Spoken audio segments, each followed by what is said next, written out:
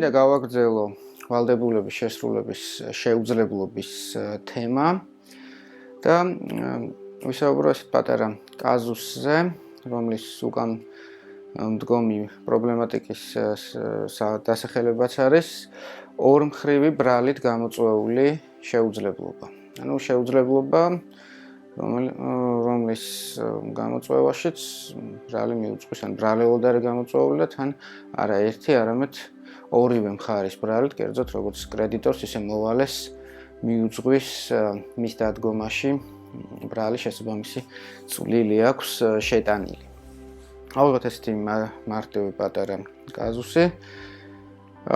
გამყიდველი და მყიდველი არიან ესეთი თავგადაკრული ავტომოყვარულები, მონაწილეობენ ძალიან დიდი ხალისით ეგრეთ წოდებულ ქუჩის რბოლებში და ორივეს თავის ესეთი რბოლისთვის გადაკეთებული მანქანა ყავს, უბრალოდ გამყიდველი გადაწყვეტს რომ გამოცვალოს და მიყიდის თავის ავტომანქანას, მიყიდის სარბოლო მანქანას, მიყიდის მყიდველს.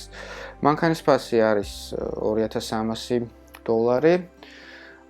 ხო, გასაკვირია თუ რატოა ესეთი დაბალი ფასი, იმიტომ რომ ეს კაზუსი 10 წლის წინ არის გაკეთებული, მაშინ ჯერ კიდევ შეიძლებოდა რაღაცის ყიდვა, რაღაც მანქანის ყიდვა $2300, დღეს ახლა რა თქმა უნდა $2300 ეს სასაცილო ფასი რა შეუძლებელია მანქანის ყიდვა, სუმცირე მანქანის რომელიც დადის.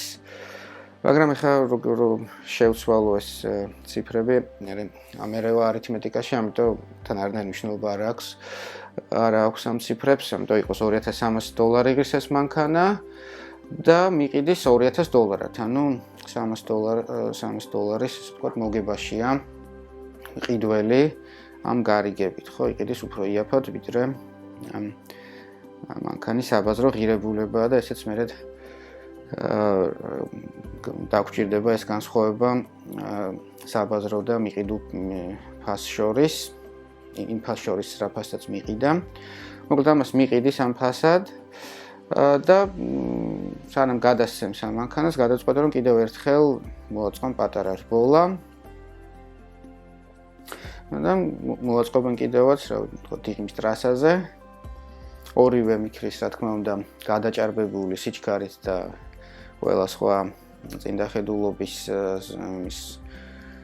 ზომის და ნორმის დარღვევით და რაღაც მომენტში მყიდველი ესეთ საფრთხის შემცველად მიუახლოვდება, ანუ დასაშვებზე მეტად მიუახლოვდება გამყიდველს თავისი მანქანით.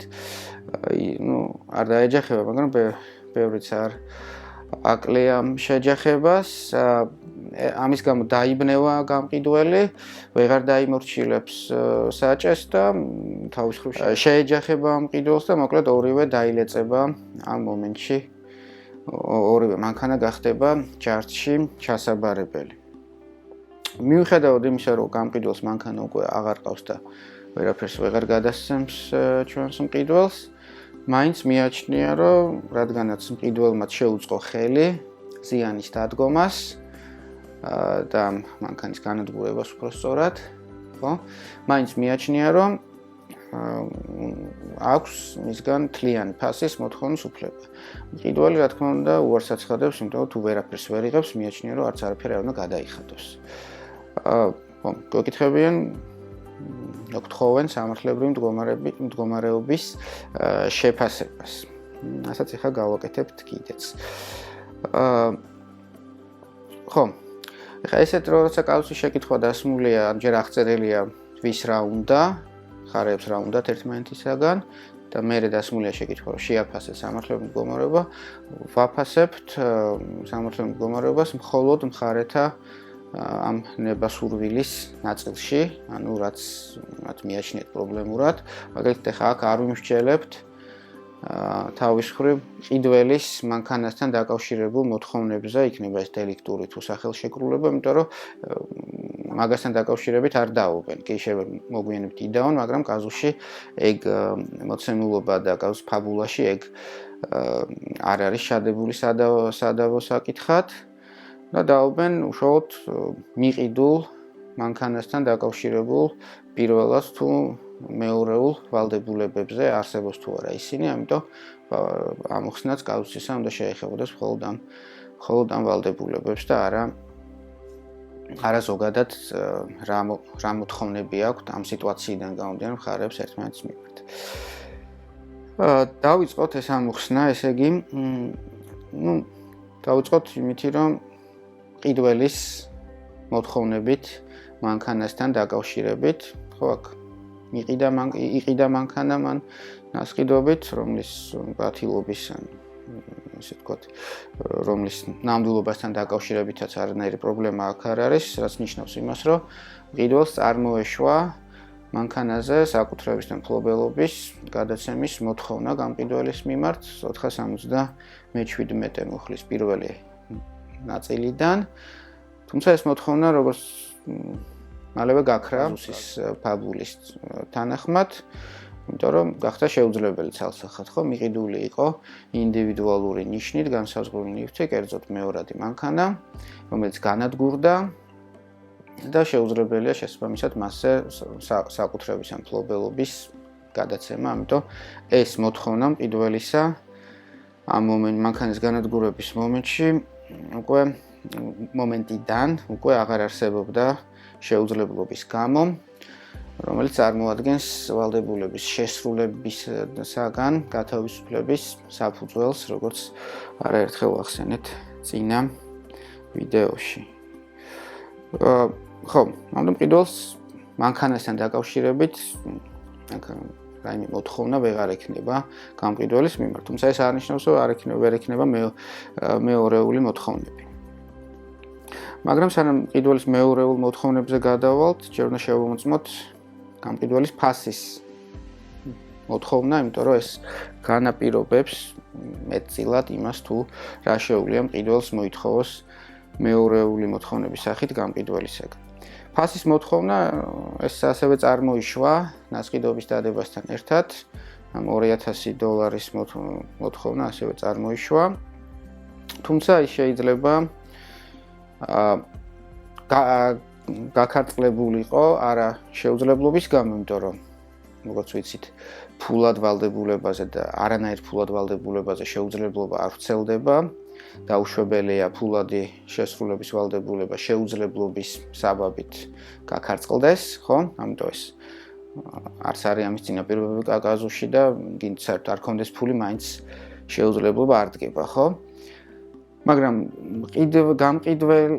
მყიდველი შეიძლება გათავისუფლებულიყო ფულის გადახდის პირველადი ვალდებულებისაგან 406 მუხლის საფუძველზე, სადაც ჩამოყალიბებულია პრინციპი, რომელიც წინა ვიდეოში ვახსენეთ, რომლის მიხედვითაც თუ ერთი ვალდებულება გადაიხაზა შეუძლებლობის გამო, მაშინ გადაიხაზება ასევე მეორე საპირისპირო შესრულების ვალდებულება, იმიტომ რომ ეს არის სინალაგმატური ან ორმხრივად მავალდებულებელი ხელშეკრულების ლოგიკა და მთავარი, ესე ვთქვათ, მომწესრიგებელი პრინციპი თუ რაღაც ამოსავალი ესეთი დებულება, რომ ერთი ვალდებულება ნაყიდია მეორეთი და თუ ერთი გადაიხაზა, მეორეც მიყვება.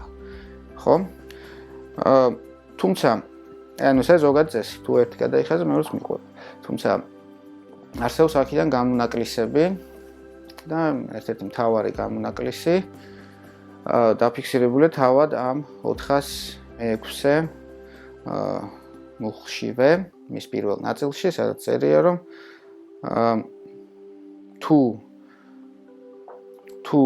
ესე იგი მოვალის შესრულების ვალდებულება შეუძლებელი გახდა კრედიტორის ბრალით, ანუ მეორე მხარემ აი ამან განაპირობა ის, რომ მოვალისათვის ვალდებულების შესრულება არის შეუძლებელი, მაშინ მოვალის მოთხოვნა, ანუ ორმხრივად მავალდებულებელ ხელშეკრულებაში ორივე მხარე არის, როგორც მოვალი, ისე კრედიტორი, ხო და აი ამ მოვალის როგორც კრედიტორის, აი მეორე შეუძლებლობის გამო გათავისუფლებული მხარის, როგორც კრედიტორის მოთხოვნა მეორე მხარის მიმართ რჩება ძალაში, ხო, რაც ასევე ლოგიკურია, თუ ვიყიდე მანქანა და მე თვითონ დაუწვიეს მანქანა, სანამ საკუთრებას გადმომცემდა მასზე, ხო, ხა ის რა შუაშია.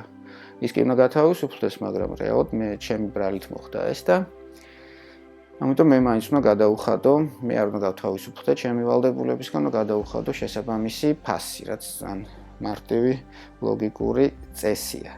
რაც პრობლემა არის ის, რომ ჩვენ, ესე იგი 406-ში გვიწერია, რომ ნახსენებია, ესე იგი ეს გამონაკლის კონსტელაციად, როდესაც კრედიტორი არ თავისუფლდება თავისი ვალდებულებისაგან, ნახსენებია შემთხვევა, როცა მას მიუძღვის ბრალი.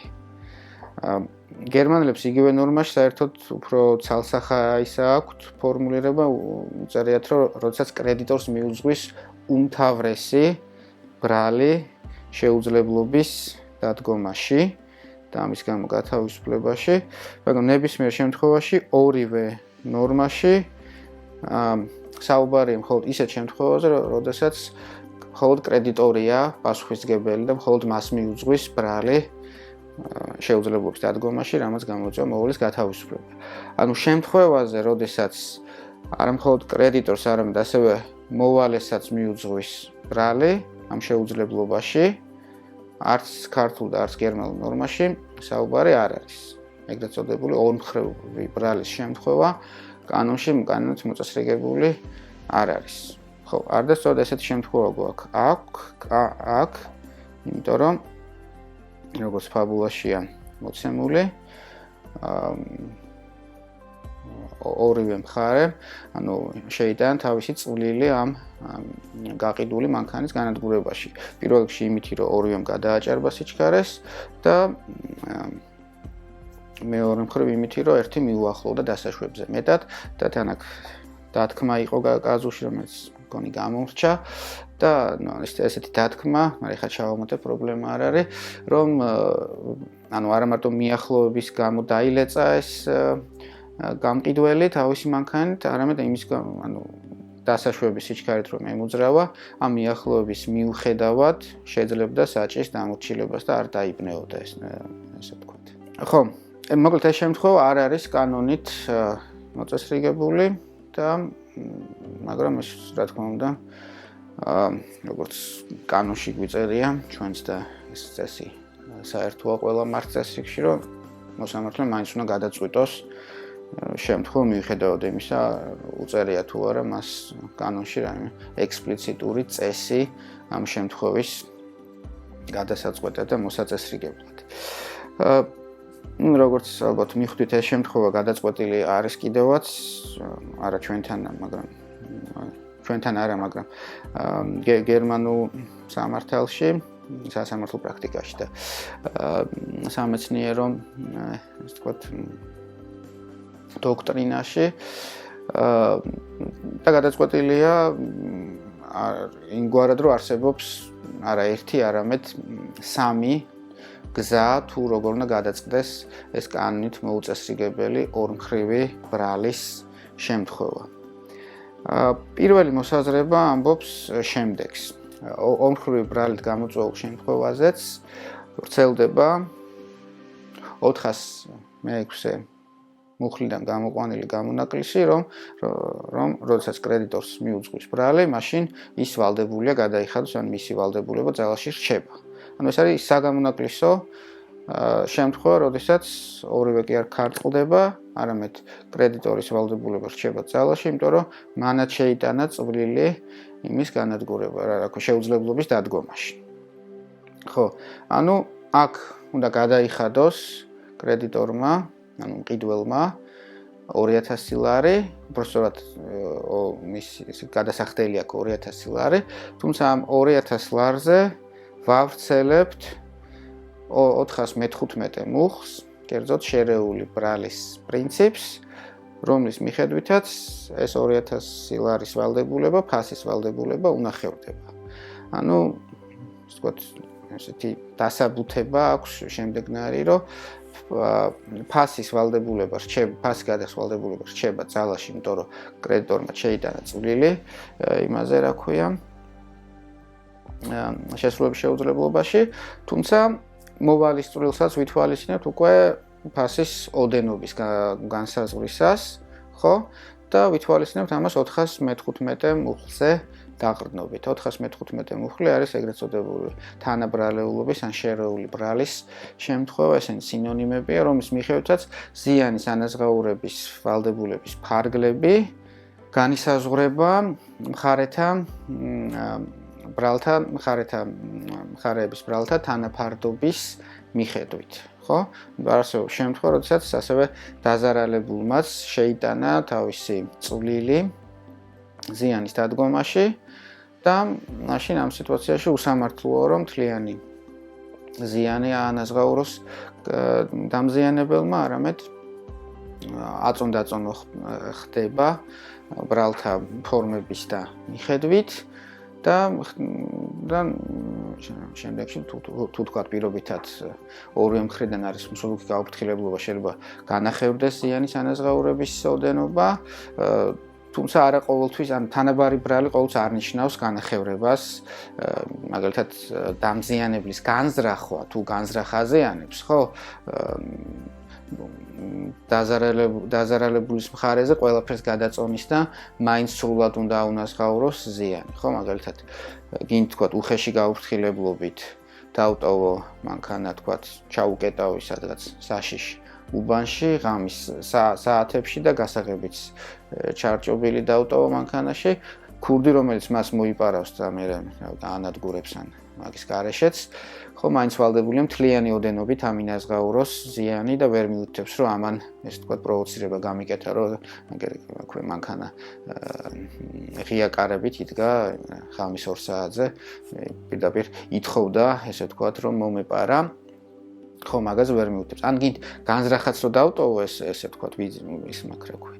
არა პირდაპირი განზრახვით, ვიცი რომ ყველა ვარიანტში აქ მოიპარავენ, იმიტომ რომ წინა ღამეს ყველა მანქანა მოიპარეს და მაინც დავტოვე. ეს მანქანა ესეთ მდგომარეობაში მაინც მთლიანს მინას. ანუ განზრახვა რეალურად დამზიანებს ყველაფერს გადაწონის. უხეშმა გაუფრთხილებულმა შეიძლება მთლიანად შეისრუტოს დაზიანებულის და დაზარალებულის თქვა მსუბუქი გაუფრთხილებლობა, თუმცა გააჩნია სიტუაციებს, ანუ ცალკეულ შემთხვევებში თქვა უხეში გაუფრთხილება და აქედან მსუბუქი გაუფრთხილება არ ნიშნავს 70-30-ზე და ასე შემდეგ, იმიტომ რომ გააჩნიათ ამ ეს თქვა ეს 415 არის რაღაც ფორმით ესეთი სამართლიანი სამართლის პრინციპის გამოხატულება და იძლევა მთელი რიგი რაღაც ლავირების საშუალებას, მაგრამ პრინციპი არის ეს, რომ თუ ორი მხარეს მიუძღვის ბრალი, მაშინ უნდა შევხედოთ მათი ბრალის ფორმებს და მერე იმისთან მიხედვით შევამციროთ ამ ზიანის ანაზღაურების ფარგლები, ხო? იმიტომ ამის გარეშე ახლა ვთქვათ ეს არის რაღაც ტიპის აქედან გამოყვანილია მთელი რიგი ზიანის შემცირებების ვალდებულებები, ხო?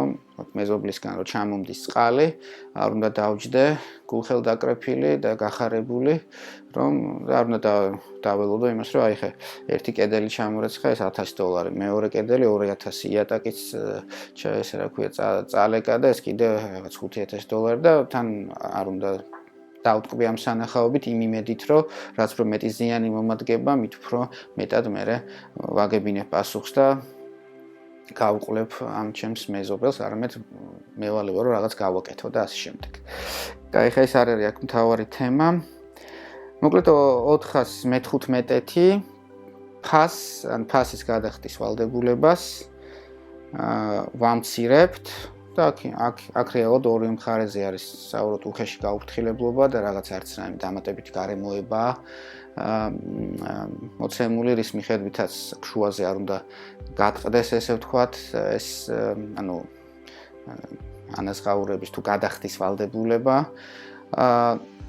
და ამის გამო რეალურად ანუ ზიანი იქნება თუ ფასი, თუ 415-ს მასზე გამოვიყენებთ, შუაზე უნდა გაიყოს, იმიტომ რომ 50-50-ია, ესე ვთქვათ 50-50-ია ამ სიტუაციაში.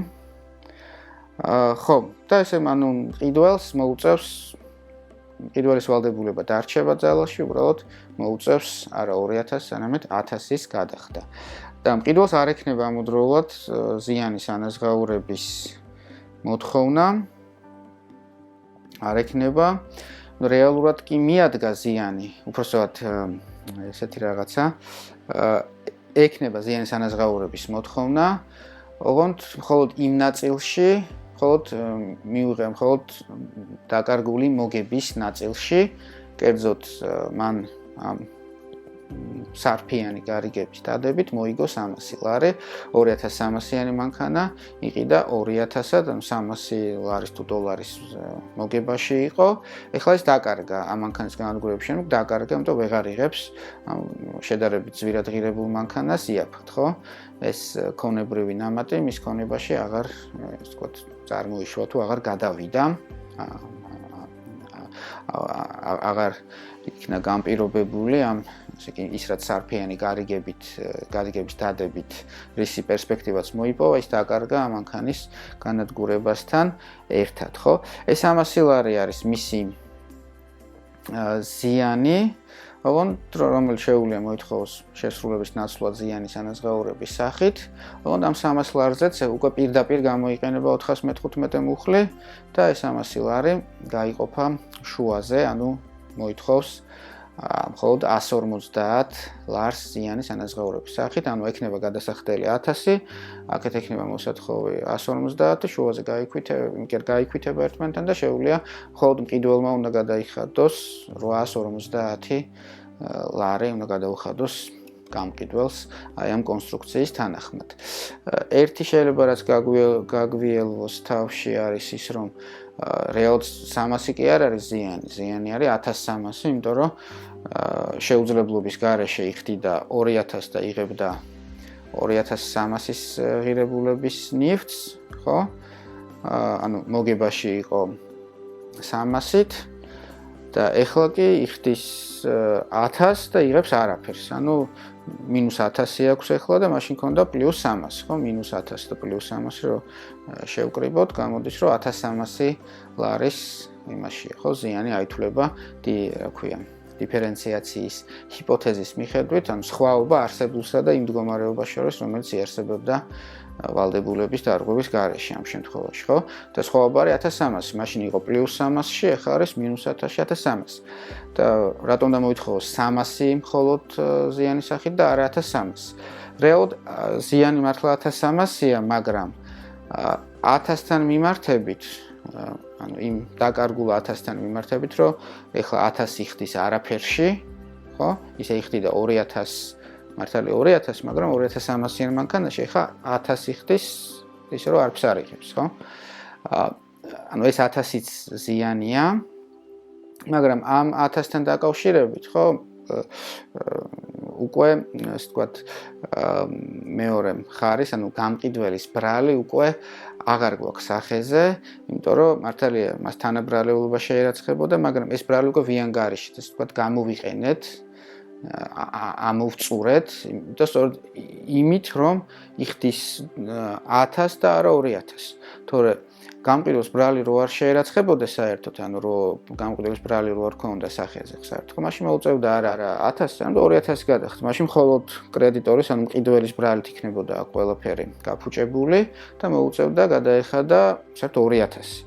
და ის რომ 1000-ის გადახდა უწევს და არა 2000. ეს იმის დამსახურებაა, რომ გამყიდველსაც მიუძღოდა ბრალი. ანუ ეს ბრალი ერთხელ უკვე, ასე ვთქვათ, გამოვიყენეთ, ვიანგარიშეთ და იმაში, რომ ცალკე რომ ეს 1000 გადახდის ვალდებულება, რომ ზიანად გავასაღოთ, რაც არის ზიანი, მაგრამ მან რო კიდე ერთხელ ეს ბრალი კიდე უკვე გამოყენებული კიდე ერთხელ გამოვიყენოთ, მაგის უფლება არ გვაქვს, იმიტომ რომ ეს ბრალი ორმაგად არ შეერაცხება, მხოლოდ უკვე ესე ვთქვათ, გაცვეთილი კი არა, უკვე გამოყენებულია, უკვე ეს სამართლებრივი მომენტი უკვე არის დაკვალიფიცირებული და ამომწურავად, ესე ვთქვათ, დასჯილია გამყიდველი ამ თავის ბრალისთვის, იმითი რომ ფასის გადახდის მოთხოვნას ინარჩუნოს მხოლოდ 1000-ის ნაწილში და ვერ ინარჩუნოს მთლიანად, ანუ 2000-ის გადახდის მოთხოვნას, ხო? და ზიანის სახით ის რაც, ანუ ზიანის სახით ამის, ასე ვთქვათ,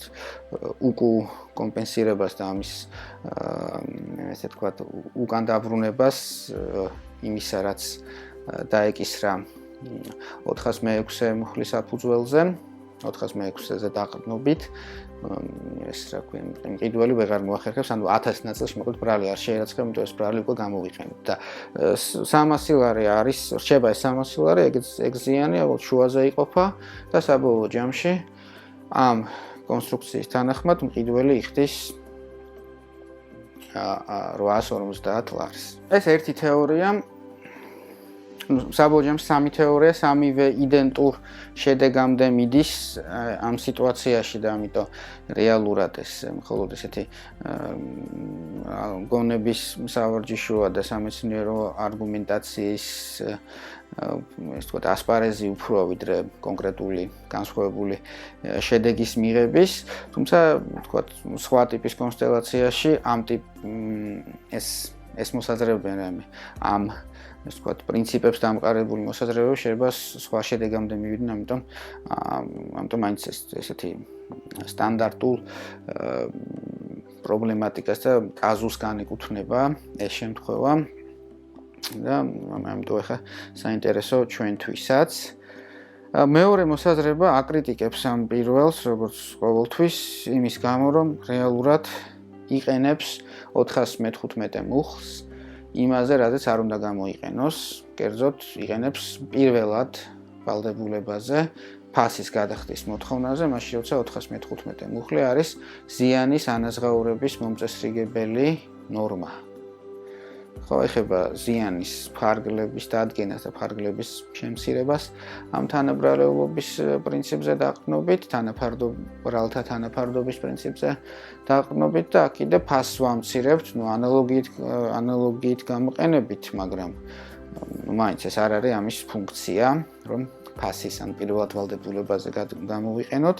მეორე მოსაზრება ამიტომაც ამბობს შემდეგს, რომ არ აქვს გადამწყვეტი მნიშვნელობა რა ბრალის ფორმა მიუძღვის კრედიტორს, ანუ მყიდველს შეუძლებლობის დადგომაში, უმთავრესად მისი ბრალით არის გამოწვევა, მხოლოდ მისი ბრალით თუ აი აქ როგორც არის 50%-იანი ბრალი, თავარია რომ მისი ბრალი ფიგურირებს და ეს რეალურად საკმარისია იმისთვის, რომ მისი ვალდებულება, საპირისპირო ფასის გადახდის ვალდებულება მთლიანად დარჩეს ძალაში, ამ მთლიანი ფასი 2000 ლარი უნდა გადაუხადოს.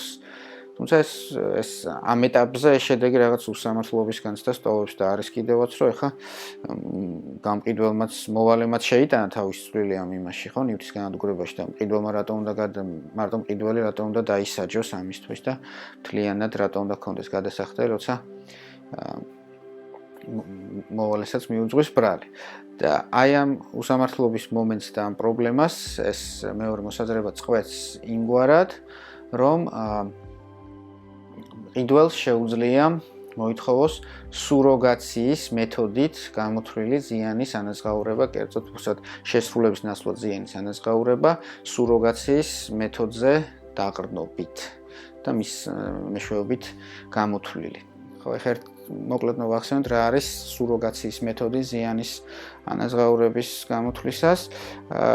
შესრულების ნაცვლად ზიანი, როდესაც კრედიტორი აღარ ითხოვს შესრულებას და ზიანის სახით ითხოვს ყველაფერ იმას, რაც უნდა მიეღო ამ შესრულებით, ხო? იყოფა იმის და მიხედვით იტოვებს თუ არა ეს კრედიტორი ნაკლოვან შესრულებას, მაგალითად, პატარა და დიდი ზიანი, პატარა ზიანი არის, როცა თქვათ, მომიტანა გაფუჭებული რაღაც მანქანა და ვიტოვებ ამ მანქანას და ყველაფერს დანარჩენს, რაც უნდა მიმეღო ჯეროვანი მანქანიდან და ჯეროვანი შესრულებით ვთხოვ ზიანის სახით. დიდი ზიანი არის ის ფორმა შესრულების ნაცვლად ზიანის, როცა ამ მანქანას უკან ვუბრუნებ და საერთოდ ყველაფერს, რაც უნდა მიმეღო ჯეროვანი შესრულებით, ვითხოვ უკვე ფულში. ხო, ეს ერთი მხარეა ამისი და იმის და მიხედვით, ანუ შესრულების ნაცვლად ზიანი, ესე იგი იმის და მისი მეორე მხარე, კერძოდ ის მხარე, თუ რა ევალება კრედიტორს საკუთარი შესრულების ვალდებულებასთან მიმართებით და როგორ ხდება მისი ბედი, იყოფა სუროგაციის მეთოდით გამოთვლილ ზიანად და დიფერენცირების მეთოდით გამოთვლილ ზიანად. დიფერენცირების მეთოდის მიხედვით ზიანი არის არითმეტიკული სხვაობა მისაღებსა და მიღებულს შორის ფულში გამოხატული. მაგალითად თუ ისა რა ქვია თუ აი როგორც ამ შემთხვევაში თქვა თუ ვიყიდე 6000-იანი მანქანა 5000-ად ხო ჩემი ზიანი არის 1000 და მე ეს მანქანა ან შეუძლებლობის გამო ვეღარ მივიღე ან რაიმე სხვა ვალდებულების დარღვევის გამო უბრალოდ იმიტომ რომ თქვა არ მაძლევს გამყიდველი ამ მანქანას ჩემი ზიანი არის 1000 ხო ანუ არითმეტიკულად გამოვაკლდება რაც უნდა მიმეღო ჯეროვანი შესრულებით რაც ვერ მივიღე და გამოვა ჩემი დიფერენციაციის მეთოდი დიფერენცირების მეთოდი გამოთვლილი ზიანი არის 1000 აქ სუროგაციის მეთოდი ამბობს რომ ცალკეულ შემთხვევებში კი არა და ზოგადად კრედიტორს უნდა კონდროლ რომელიც ამავდროულად ორმხრივ ხელშეკრულებაში მოვალეც არის უნდა კონდეს უფლება რომ მიუხედავად იმისა რომ მეორე მხარისაგან ვერ იღებს ჯეროვან შესრულებას თავისი შესრულება მაინც განახორციელოს და შემდეგ ჯერმთლიანი შესრულება მოითხოვოს მეორე მხარისაგან ფულში, ანუ არა მხოლოდ სხვაობა, არამედ მთლიანი შესრულება ფულში მოითხოვოს როგორც შესრულების ნაცვლად ზიანის ანაზღაურება. ეხლა ამას განსხვავება ენიჭება მხოლოდ მაშინ, როდესაც ანუ კრედიტორის მიერ, რომელიც ითხოვს შესრულების ნაცვლად ზიანს, მის მიერ განსახორციელებელი შესრულება არ არის ფულადი ხასიათის, თორემ თუ ფულადი ხასიათის არის, ხო? მაინც გაიქვითება, ან ერთი მხარე გაქვითავს, ან მეორე მხარე შესრულების ნაცვლად ზიანთან, რომელიც ასევე ფულშია, იმიტომ ზიანი ყოველთვის ფულშია გამოხატული, მაინც გაიქვითება და მაინც იგივეს იღებს, რაც დიფერენცირების მეთოდით გამოთვლილი ზიანის შემთხვევაში, ხო? თქვათ, ის ნასყიდობის მაგალითად, როცა ვიყიდე 6000-იანი 5000-ად, მან თუ არ მაძლევს ნივთს ან გაუნადგურდა ან ვთქვათ ისე არ მაძლევს ან ამ შემდეგ ხო მანდ ხა აზრი არ აქვს რომ მე 5000 გადავუხადო და იმან მე 6 გადამიხადო ზიანის ანაზღაურების სახით იმიტომ რომ მაინც 1000 მრჩება და რეალურად არც პრაქტიკულადაც ეს არ მოხდება ხო რომელიმე მხარე გამოიყენებს გაქვითვის უფლებას და აზრიც არ აქვს რომ 5 გინდა არც ერთ მარ გამოიყენოს 5 გადაუცე და იმან 6 გადმომირიცხოს ხო ამას აზრი არ აქვს მაგრამ აზრი აქვს მაშინ როცა ზიანის ანაზღაურების კრედიტორის ვალდებულება არ არის ფულში გამოხატული. მაგალითად არის გაცვლა.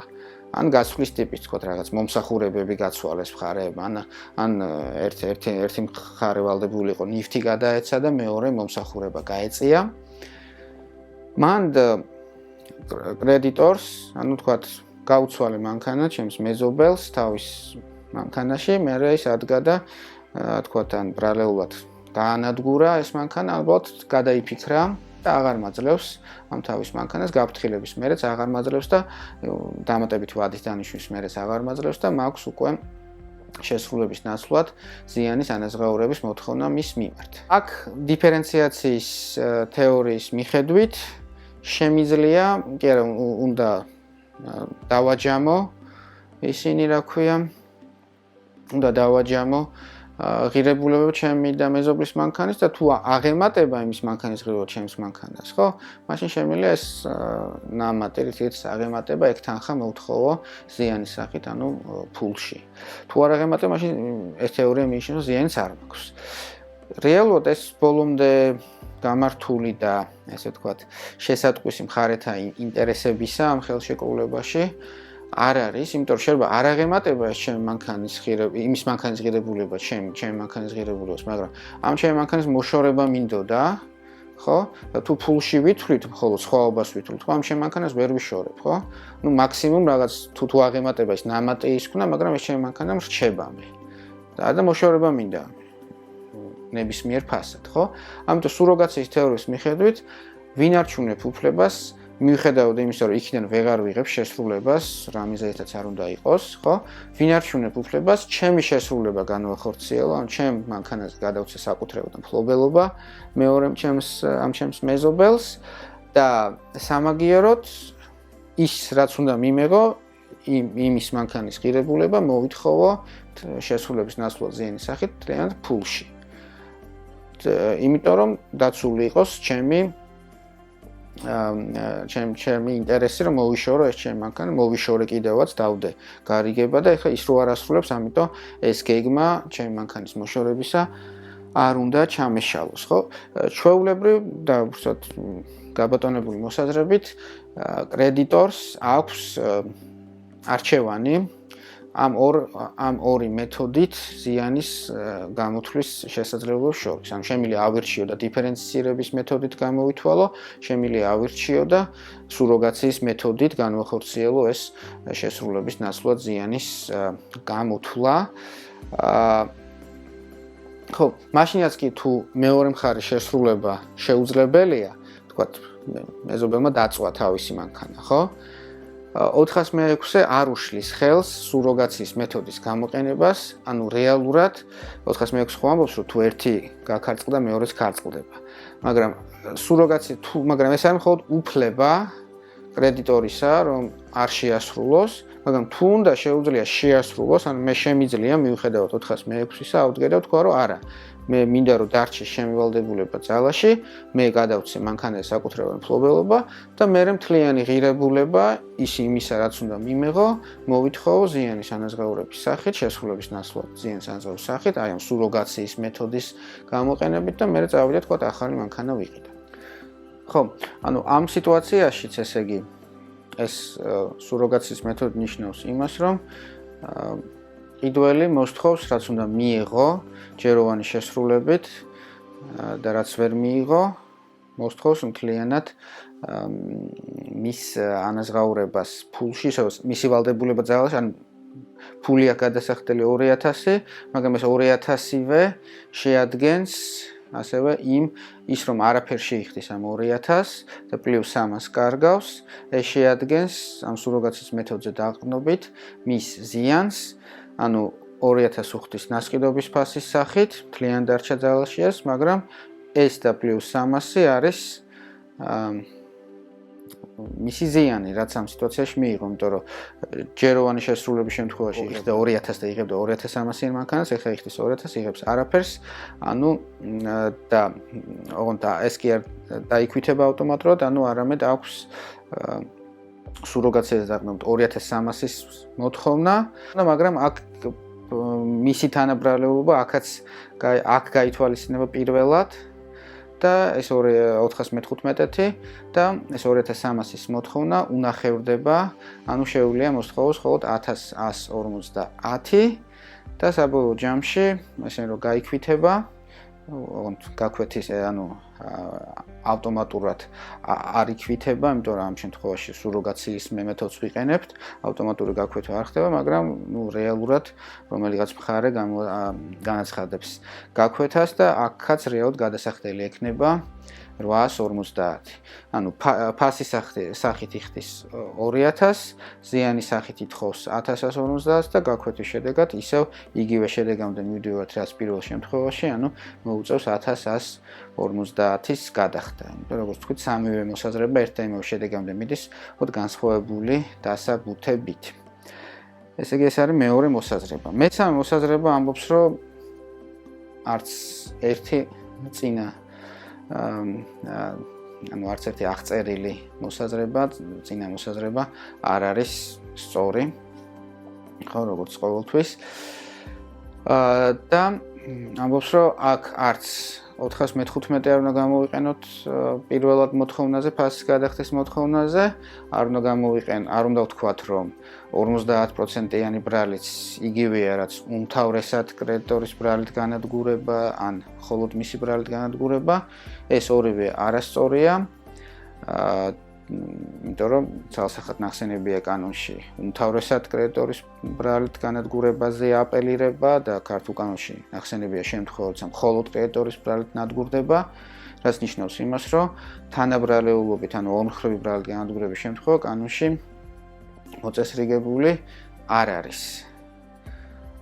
რის გამოც ამ საგამონაკლისო წესზე 406-ი ვერ მიუთითებთ და ვერ ვიტყვით, რომ აქ გამონაკლის სახით მყიდველის ან კრედიტორის ვალდებულება რჩება ძალაში, იმიტომ რომ ამის აუცილებელი იქნებოდა, რომ მხოლოდ მისი ბრალით, ან უმთავრესად, სუმსი რომ უმთავრესად მისი ბრალით მაინც ყოფილიყო ეს შეუძლებლობა გამოწვევა, რაც აქ არ არის, ამიტომ რჩება წესი, რომ ორივე ვალდებულება ქარწყლდება.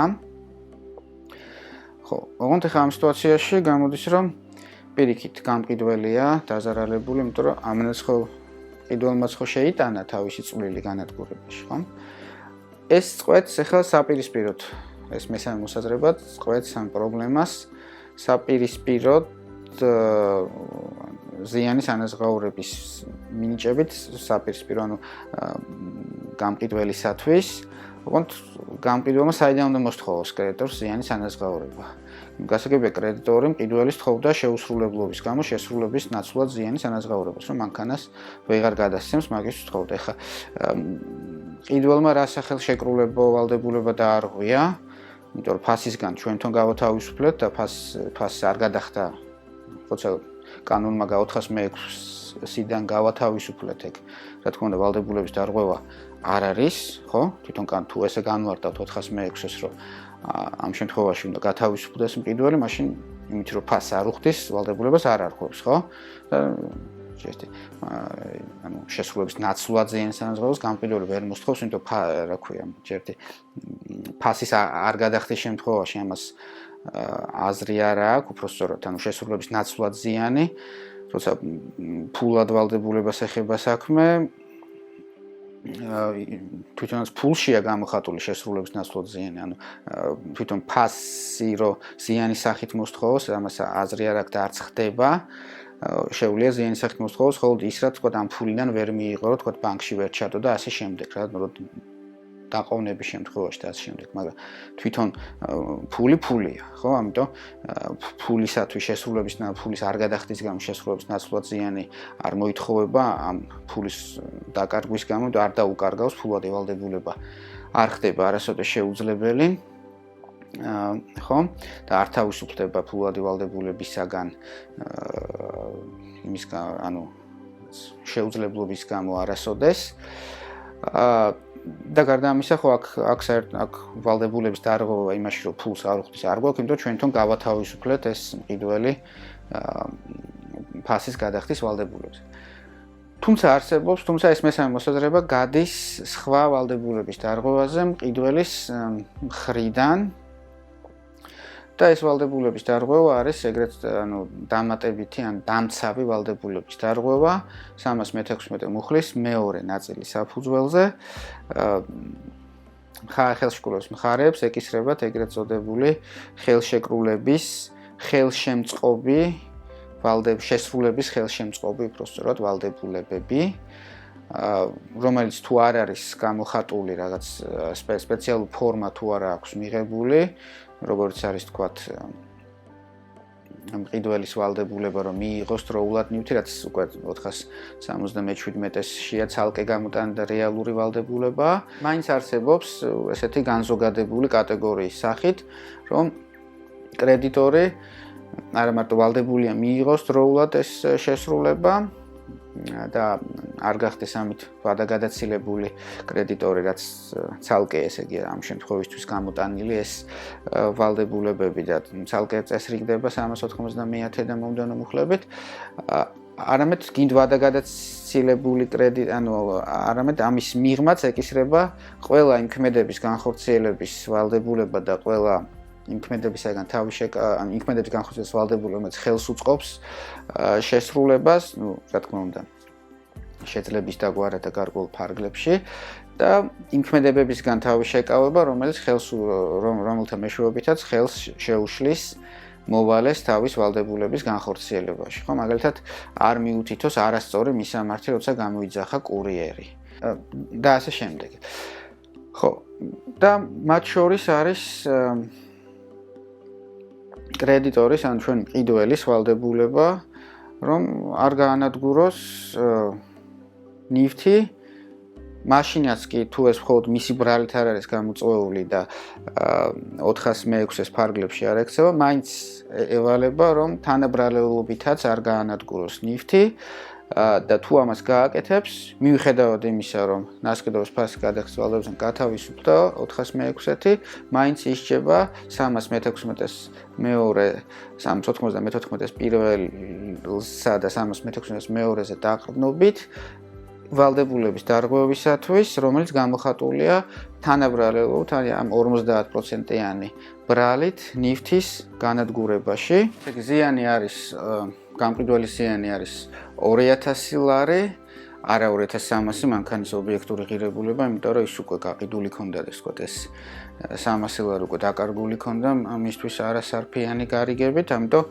იმითი რომ მყიდველმა დაარღვია თავისი შესრულების ხელშეწყობის ვალდებულება და განადგურებული შეიტანა ამ მაშინ რომ მანქანის განადგურებაში რის შემდეგაც გამყიდველი ვეღარ ასრულებს, ამითი დააკარგინა ამ გამყიდველს არა მანქანის ობიექტური ღირებულება, არამედ ის რასაც ნასყიდობიდან მიიღებდა ჯეროვანი შესრულების შემთხვევაში, ანუ 2000. ეს 2000, ესე იგი ამ 2000 გამყიდველი მას თხოვს 394-ს პირველი, 316-ს მეორეზე დაყრდნობით ამ დამატებითი ვალდებულების დარღვევის გამო და აქ პირდაპირ გამოიყენება უკვე 415, რის შემდეგაც გამყიდველის მოთხოვნა ნახევრდება, ანუ 1000 თხოვს ამ ზიანის ანაზღაურების სახით.